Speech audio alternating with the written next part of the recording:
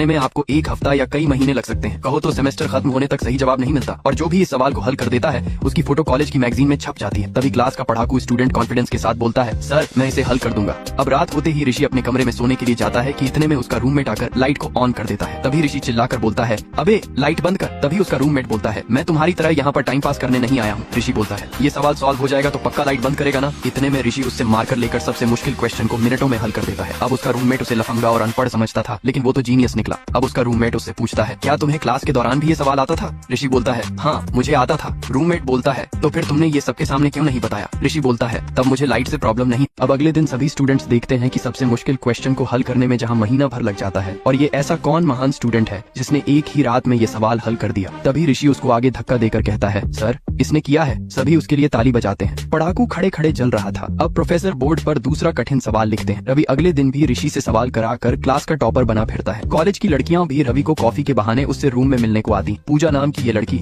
ऋषि को रवि के साथ रूम शेयर करता देख कहती, तुम सीखो कुछ रवि से, एटलीस्ट पास तो हो जाओगे। रवि पूजा के साथ कॉफी पीने के लिए चला जाता है, लेकिन पूजा तो उससे क्लास के सवाल पूछने लगती है। अब समझो रवि की तो ऐसी की तैसी होने वाली थी, क्योंकि सारे सवाल तो ऋषि ने हल किए थे। इतने में रवि परेशान होकर सबको सच सच बता देता है कि ये सवाल मैंने नहीं बल्कि ऋषि ने हल किए। कॉलेज के सेमेस्टर के एग्जाम में भी ऋषि टॉप करता है। क्लास का पढ़ाकू स्टूडेंट ऋषि का नाम टॉप पर देखकर मन ही मन पागल हो रहा था। अब वो ऋषि को कॉलेज से हटाने के लिए अपने पॉलिटिशियन बाप को बुलाता है। उसका बाप धमकी देने के लिए गुंडों के साथ आता है। अब ऋषि इस मुसीबत का सामना कैसे करेगा? पढ़ाकू अजय का खड़ूस पॉलिटिशियन बाप अपने साथ गुंडों को लेकर ऋषि को खरीदने आया होता है, लेकिन ऋषि उसकी एक बात नहीं सुनता। तभी उसके गुंडे ऋषि को धमकी देने लगते हैं, लेकिन ऋषि एक एक कर सभी गुंडों को अजय के बाप के सामने ही अच्छे से धोने लगता है और उल्टा उसके बाप को धमकी देकर वहाँ से चला